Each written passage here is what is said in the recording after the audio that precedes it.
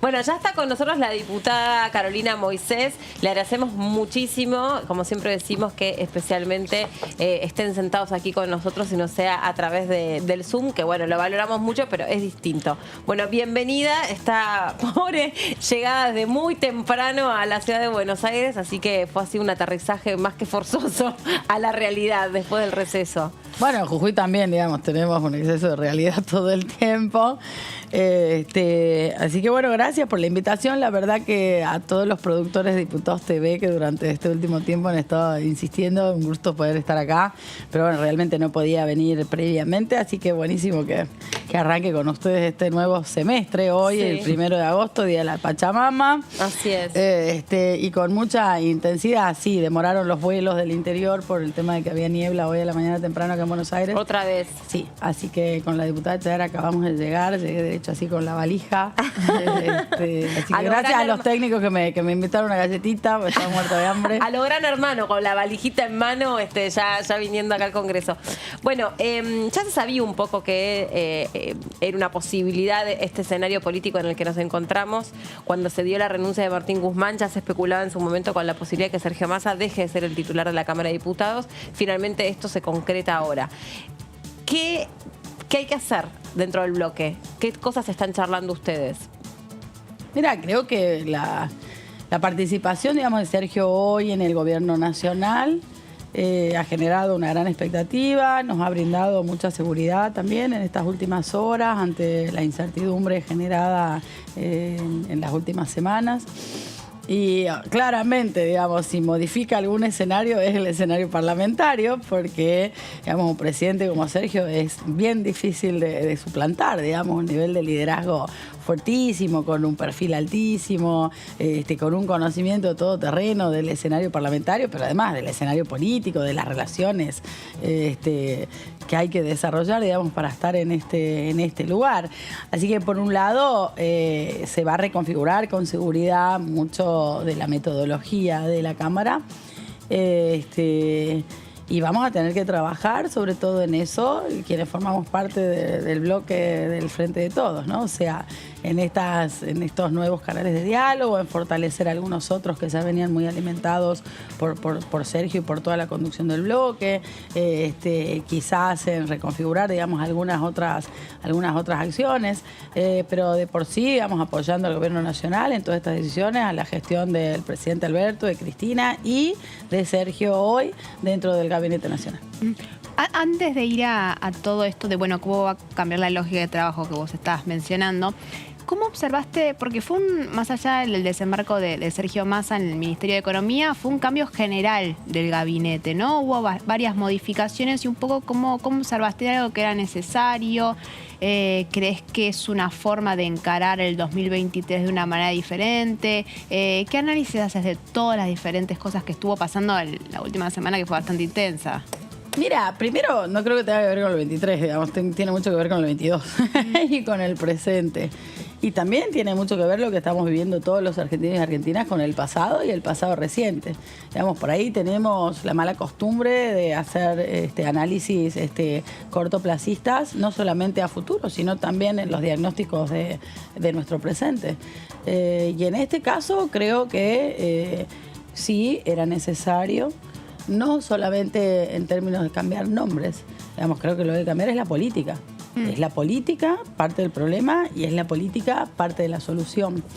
Y no solamente me parece que Sergio, con el equipo que está formando, que en las próximas horas vamos a ir encontrando los nombres. ¿Es para anticiparnos? No. No podría, no lo haría, digamos, nunca. Pero sí, creo que Sergio, con todo el trabajo que viene haciendo, con su formación política y económica, con el equipo que va formando, porque tiene una cabeza muy abierta, digamos, en términos de que no es que se rodea solamente de su entorno, sino que se rodea de los mejores perfiles que puedan ayudarlo. Eso en su carrera yo lo he visto y lo he observado así, lo cual me parece que es re positivo en esta instancia. De hecho, en estas horas creo que ya aparecieron los nombres de la Secretaría de Ingresos Públicos y Presupuesto, y son todos personas de carrera, hombres y mujeres de carrera, digamos, del propio Ministerio de Economía. Raúl Rigo, secretario de Hacienda, Jorge Domper, subsecretario de Presupuesto, y Claudia Balestrini, subsecretaria de Ingresos Públicos. Entonces, creo que en ese caso, ahora, ya es un acierto. Y que los cambios eran necesarios, que estos cambios son muy positivos, que la persona que va a conducir, digamos, la política económica tiene conocimiento, praxis, visión para poder hacerlo. Pero sobre todo, la verdad es que lo mejor es entender la política económica como un integral. O sea, Néstor Kirchner podría llevar la política económica así, digamos, con este diseño, porque él hacía las veces de ministro de Economía en la idea de que eran sus ideas, su formación y su pensamiento de cómo gobernar, para quién gobernar y cómo usar las políticas públicas en beneficio de un proyecto político. Entonces, él como presidente por ahí tenía esa formación, esa visión y podía unificar, ¿sí?, estos ministerios separados, ¿sí? El de producción, el de agricultura, el Banco Central, el Banco Nación, el Ministerio de Cartera de Hacienda, presupuesto, la AFIP, aduana. Bien, ahora, bienvenido sea que hoy se los integre de alguna manera, porque es lo que necesitábamos. Una visión económica común que se traslade a una política económica que tenga objetivos, metodologías y un sentido, ¿sí? Por ahí el error ha sido que claramente el Ministerio de Producción va por un lado. ¿Ha mostrado resultados? Y sí, podemos decir que los índices de recuperación industrial, que los índices de recuperación de empresas, que la reapertura de las pymes, que los estímulos que se ha generado del Ministerio de Producción en nuestro gobierno en este momento y sobre todo a partir de superar la pandemia, han sido muy buenos. Pero, ¿qué pasa? Tienen un impacto económico aislado. Impactan en aquel que beneficia, pero no tiene un impacto integral. Porque, ¿qué pasa? Si esa misma cartera tenía que controlar los precios, y sin embargo fue un fracaso controlar los precios, porque el mayor problema es la inflación. El mayor problema que tenemos los argentinos, todos, es el tema de la inflación. Desde el que consume en una familia tipo de escasos recursos, hasta que el que produce, y que produce con elementos importados, el mayor problema que tenemos es la inflación. Y quizás, sí, el tema cambiario para algunos sectores y que impacta, digamos, en la inflación. Ahora, si la misma cartera, el mismo Ministerio de Producción no podía tener unificada una visión con la Secretaría de Energía y con quienes tenían que tomar medidas con respecto a la inflación, y es muy difícil. Ahora, lo mismo con la AFIP o con la aduana. O sea, ¿qué niveles de intensidad tiene que tener la aduana y qué es lo que debe controlar efectivamente la aduana? ¿Cuáles son las políticas de la AFIP? Entonces, repito, me parece que más allá de las individualidades y más allá de los objetivos logrados y los resultados en beneficio de la sociedad, de cada una de esas carteras, el problema fue la falta de una visión global de la economía que además tenga un claro diagnóstico de que las estructuras económicas tradicionales del país siguen siendo las mismas y siguen teniendo los mismos intereses. Y esos mismos intereses están en contra de la población. Y por supuesto que como gobierno peronista teníamos que tener el poder, la decisión y la autoridad de lograr esos equilibrios que exige la hora y que existe la situación económica en la cual nos dejaron, como empecé diciendo, en este cortoplacismo de memoria que tenemos, en el cual también nos dejaron, porque vamos, 100 millones de dólares, o sea, 100 años de deuda, 40.000 millones de dólares, en un préstamo espurio, o sea, vamos, hay que hacer una contextualización de eso, de la pandemia y de la guerra de Ucrania, que también impacta. Ya habiendo puesto en contexto, digamos, la situación en la que nos encontramos, con esta mirada en perspectiva que vos proponés, ¿qué parte, digamos, crees que de la crisis en la que nos encontramos hoy, entiendo desde dónde partís vos, y entiendo también el cuadro de situación en el que nos encontramos hoy, pero qué parte de la crisis hoy se puede recuperar en este último año de gobierno? Desde lo parlamentario y desde medidas económicas concretas, como para empezar a imaginarnos por dónde va a ir la agenda parlamentaria en consonancia con lo que pretendería o necesitaría este gobierno que suceda y los argentinos por consecuencia, ¿no? Mira, indudablemente que la agenda parlamentaria va a estar signada por las prioridades económicas y las necesidades de las herramientas legislativas que precise nuestro gobierno nacional para poder encaminar eso. También es una prioridad, y creo que las decisiones que ha tomado el presidente Alberto Fernández lo están indicando, la situación económica. En esa integralidad, ¿no? Donde tenemos desde el mundo agroexportador concentrado en 8 empresas, de las cuales creo que 5 o 6 son multinacionales y que son los que deciden cuándo exportar y cuándo no exportar nuestros productos, los que producen nuestros productores, hasta el tema de las retenciones, hasta el tema de cómo generamos divisa, hasta el tema de la especulación cambiaria y por qué la FIP no va a las cuevas. Le armaron un escándalo a una senadora porque dijeron que hace cambio. No, las cuevas. Una cosa son las casas de cambio, otra cosa son los bancos que cambian dólares y otra cosa son las cuevas. A ver, vamos a las cuevas, vaya la FIP y quienes tengan que ir a las cuevas, ¿sí? Que hay acá en la City porteña. Porque las cuevas no están en Jujuy, definitivamente, digamos. No están en el interior, salvo las 2 o 3 grandes ciudades. Entonces digo, los objetivos y la agenda parlamentaria va a estar en función de las necesidades del Poder Ejecutivo. La necesidad del Poder Ejecutivo está claramente expresado con las decisiones que ha tomado en estas últimas 2 semanas, que está puesto el foco en todo el tema económico y de esta situación crítica de tensión que se ha planteado. Así que vamos a esperar, digamos, que el presidente, la vicepresidenta, Sergio y todo su equipo en las próximas 48 horas nos empiecen a dar esas respuestas, ¿sí? Porque opiniones vamos a tener todos. Y si tenemos 118 diputados en el bloque y probablemente 118 opinar distintos. Esto es lo mismo cuando estamos mirando el partido de fútbol. Entonces yo en eso soy muy verticalista y confío en las personas en las que trasladamos nuestra representatividad, nosotros como diputados nacionales, porque sé que la gente que confía en nosotros y que nos ha votado, también sabe que estamos tratando de hacer lo mejor posible, de dar lo mejor que tenemos para encaminar situaciones. No es el presente que nosotros teníamos pensado cuando asumimos, pero claramente tampoco teníamos pensado que haya una pandemia, tampoco teníamos pensado que dure tanto, tampoco teníamos pensado que la situación económica, inflacionaria y cambiaria producto, repito, no solamente de inacciones del gobierno o de errores o de equivocaciones de la conducción económica de nuestro gobierno, sino también de las estructuras propias de este país, que no han cambiado y que, repito, siguen siendo las mismas. Ahora, hoy tenemos una oportunidad más para ir encaminando las cosas. Creo que esto no es unicausal, hay muchísimas causas, pero claramente no era el presente que esperábamos. Ahora, tampoco esperábamos que hayan tantas internas dentro de nuestro frente, lo cual realmente para mí, además de toda la cuestión económica, es la cuestión política la que debe resolverse. Entonces creo que hoy por hoy debemos trabajar por respeto a la gente que nos votó y por una cuestión de, digamos que, de obligación moral y hasta de una cuestión ideológica como peronista, es decir, bueno, hasta acá llegamos, se terminaron las internas, miremos todo para adelante, pongamos todo el mismo objetivo, caminemos juntos, pongamos nuestro mejor esfuerzo, porque ya se han tomado las decisiones y creo que está marcado el camino, ya nos irán diciendo cuáles son los detalles de cómo vamos a transitar ese camino, pero definitivamente más este tironeo de desgastar al presidente, de desgastar a la vicepresidenta, de desgastarlo ahora a Sergio, de desgastar a todo lo que forma parte frente de todos. Mira, si lo hace la oposición, digamos, bastante vergonzosa es la oposición, pero dentro de todo está dentro de su rol.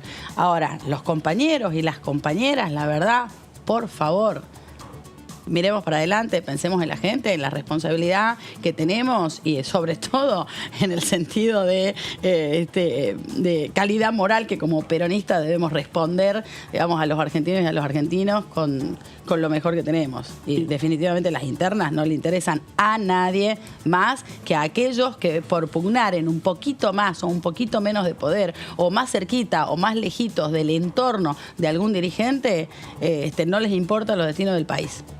¿Y cómo estás viendo las posiciones dentro del Frente de Todos en este momento? Recién decías que fue una de las dificultades, ¿no? Las diferentes orientaciones y que a tu criterio haría falta que tanto Alberto Fernández como Cristina Kirchner y Sergio Massa, ¿no? Por supuesto, den con claridad, digamos, la nueva orientación. ¿Crees que sería bueno justamente que Cristina Kirchner haga un pronunciamiento público, que es lo que está faltando? Mirá, yo creo que ellos tres están haciendo lo que deben hacer. Mi planteo no era con respecto a ellos, mi planteo era con respecto a todos los digamos, no todos, pero muchos de los demás que tienen que ver con esos entornos y con esas pujas, ¿no? Desde las organizaciones sociales hasta algunos sindicatos, hasta algunos ministros, hasta algunos amigos, ¿no? Porque se dicen amigos. Ahora, jamás me animaría yo a decir que eso tiene que hacer Cristina. O sea, por favor, eso es un montón. Digamos, yo creo que Cristina, Alberto y Sergio son quienes condujeron este frente al momento de ganar las elecciones del año 19. Fue un momento histórico para el país. Veníamos de un proceso espantoso de los 4 años de Macri y de Cambiemos, ¿no? Que también fue una alianza, que también tuvo sus internas, que tuvo errores espantosos. Ahora, definitivamente prefiero el mayor de los debates honestos y claros dentro de nuestro frente, porque tiene que ver en cómo distribuimos la riqueza y no en la uniformidad de Juntos por el Cambio, en tomar la deuda y fugársela. Porque ahí sí no escuchamos ningún debate, no escuchamos ninguna opinión disonante, ahí no escuchamos de nadie que se quejara, ¿no? Dentro de Juntos por el Cambio. Ahí estaban todos fantásticos, todos de acuerdo, todos uniformados, todos levantaron la mano, todos vamos a buscar el fondo, todos aplaudiendo a Macri y diciendo que estaban de novio con la Cristalina, ¿no? ¿Quién era la anterior a la Cristalina? Claro, ahí son fantásticos, ahí no debatía nada Cambiemos. Pero eran todos fantásticos. Ahora, sí. El problema de Cambiemos dice que nosotros debatimos las cosas, y sí, las debatimos. Medio que de más, sí, de más. Medio que se pasan de vuelta, las compañeras y los compañeros, ¿sí? Pero bueno, la verdad es que tengamos un contexto de las cosas que se dicen, porque la verdad es que acá ninguno resiste un archivo.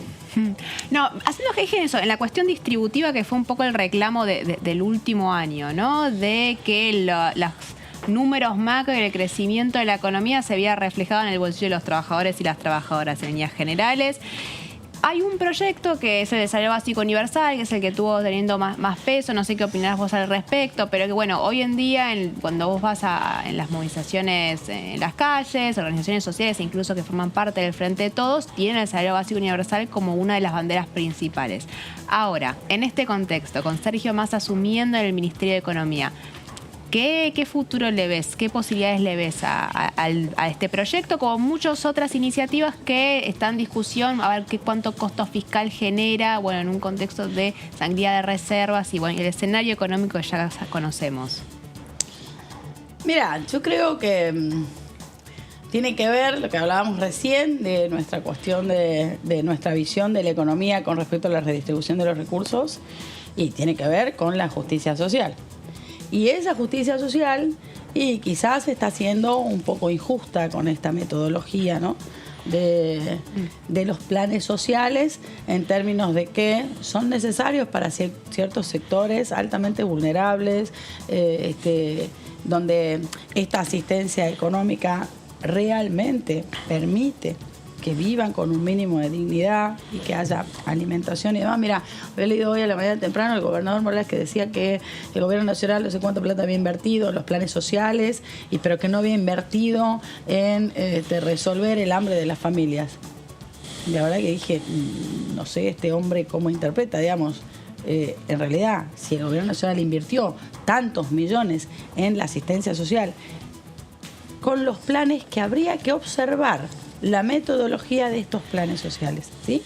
O los intermediarios, o las organizaciones sociales, que primero eran un puente entre aquellos que más necesitaban y una manera que tenía el Estado de hacer una transferencia directa de recursos a esos sectores más vulnerables. ¿Para qué? Para que no se mueran de hambre. ¿Por qué? Porque no podían pasar por toda la estructura burocrática nacional. ¿Sí? Eso fue una gran herramienta en el 2001, cuando empezó la asignación universal por hijo. Fue una gran herramienta de redistribución de la riqueza durante aquellos años donde se fue efectivamente, y están los índices que demuestran, trasladando esa cantidad a trabajo genuino, a gente incluida en el empleo, a cómo se fue achicando la tasa de desempleo nacional hasta el año 2015 y cómo se fue atrasando esa inversión social porque ya no era necesario más que para esos sectores más vulnerables. Y donde ya habíamos alcanzado en el año 2013 al 2015 un proceso de especificidad en la inversión social enorme, porque ya invertíamos en los segmentos de personas con capacidades diferentes, invertíamos en los segmentos de aquellos sectores vulnerables de zonas rurales, invertíamos en segmentos, o sea, ya la inversión social estaba hasta segmentada, invertíamos en aquellos que no habían terminado la secundaria y era el plan Fines, bien. vino Macri, arrasó con todo eso. Digo, no es por volver al pasado, es por entender los contextos. Nuestra política económica, al final del gobierno de Cristina, aún con algunos errores y algunas cuestiones de macroeconomía sin resolver, nosotros teníamos resuelta la ecuación social. Teníamos encaminada de las familias argentinas donde estaban ordenadas, tenían un esquema de ingresos, sabían cuánto iban a pagar de tarifa. Y no reciente, llevamos un proceso de más de 15 años, de aquel profundo pozo en el que nos dejó la alianza. ¿Formada por quiénes? Por los mismos de Cambiemos. Los mismos que después fueron Cambiemos. Y que arrasaron con todo ese ordenamiento social que estaba basado en la generación de recursos, la redistribución de esos recursos de una manera equitativa y en una inversión social que sea relativamente justa, ¿sí? Por eso la Argentina hoy, miren, hay un claro ejemplo y es el Sistema Nacional de Salud Pública. El Sistema Nacional de Salud Pública, si no hubiéramos tenido nosotros la infraestructura, los servicios, los recursos humanos y la logística que hoy tenemos y que ya teníamos instalado en el país en el año 2020, hoy no podríamos decir, ay, me contagié de COVID, en unos días te veo. Cuando hace 3 años me contagié de COVID y no sé si en 48 horas me muero. Entonces, cuando yo observo esto y me decís los planes sociales, y con seguridad el descontrol lo empezó Macri, lo empezó Carolina Stanley, lo empezaron los hoy que se llenan la boca hablando de los planeros, que son y fueron los mayores planeros de este país, porque Gerardo Morales, miren, la provincia de Jujuy tenía 36.000 planes en el 2015 y Gerardo Morales tiene 76.000 planes y los maneja él. O sea, Morales es el planero. ¿Por qué? Porque dijo, no, acá las organizaciones sociales en Jujuy no existen. Bueno, por alguna, digamos, ni todo ni nada. O sea, creo que en todo en la vida tiene que haber un punto de equilibrio. Ahora resultó que él se transformó en el mayor planero, porque ¿quién opera? Tiene una unidad de gestión donde todos los planes del gobierno nacional, la unidad de gestión, el que firma, si trabajás, si no trabajás, si cumplís el horario, si no cumplís el horario, si sos radical, si no sos radical, si fuiste a votar, si no fuiste a votar, no solamente en las elecciones, sino hasta en los clubes donde el gobernador quiere ganar las elecciones. Ese es el mayor planero, clientelista al máximo. Pero después lo vemos pasear por todos los medios nacionales llorando y haciéndose el transparente y el dirigente del primer mundo. Mentira, mentira. Entonces, eso es lo que pasa con los planes sociales y vengo de una provincia que tiene y ha tenido una conflictividad social. O sea, sirvieron en un momento, sirvieron en una etapa, sí. Es una manera de fortalecer la sociedad civil. ¿Para qué? Para que cubran la urgencia. Y la están cubriendo con certeza. Muchos de ellos hoy, en esa, digamos, con esta situación donde, digamos, con la pandemia han podido hasta contener y atender un montón de casos, sí son necesarios. Ahora, sí coincido con Cristina. El Estado no puede estar en manos, los recursos del Estado para la asistencia y la integración social no pueden estar en manos de las organizaciones sociales. De ninguna manera. Para eso está el Estado. Y los recursos son del Estado. Y si son del Estado, son de todos los ciudadanos argentinos y argentinas. ¿Que tenemos entre todos que invertir en esos sectores vulnerables? Por supuesto que sí. Ahora, ¿cómo invertimos en esos sectores vulnerables? En eso, esto de cooptar voluntades y cooptar la indigencia y apropiarse y ser jefe de los planeros, no le corresponde ni a Gerardo Morales, ni le corresponde a ninguno de los dirigentes de las organizaciones sociales. De izquierda, de derecha, de lo que fuera, porque hay organizaciones sociales de derecha también. Y hay otras que no sabemos qué son. Todo depende de acuerdo a quién entrega el plan. Digamos, pasan a ser peronistas, a ser radicales, a ser macristas, a ser albertistas, así en 2 minutos de acuerdo a quién le da el plan. La dejamos que vaya a almorzar en paz. Gracias por haber venido, muy amable. Gracias. Y nos vemos mañana en esta sesión especial. Gracias.